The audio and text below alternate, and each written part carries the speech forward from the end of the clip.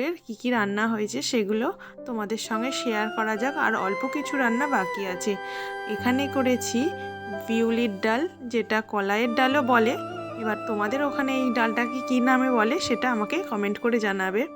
আর তার সাথে রয়েছে গোল গোল করে ছোট আলু ভাজা, আর করেছি এখানে টমেটোর চাটনি। তারপরে একটু রান্না বাকি থেকে গেছিলো। রান্না বলতে অন্য কিছু না, বাকি ছিল বেগুন ভাজা। তো বেগুন ভাজাটা আমি কড়াই বসিয়ে দিয়ে আমি এখন ভাতের সমস্ত কিছু বেড়ে টেড়ে নেব। আর গরম গরম বেগুন ভাজা দিয়ে ভাত খেতে কার কার ভালো লাগে অবশ্যই কমেন্ট করে জানাবে।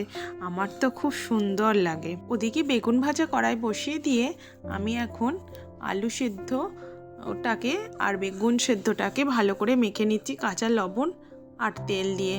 আর তার সাথে আছে গরম গরম 1 হাঁড়ি ভাত।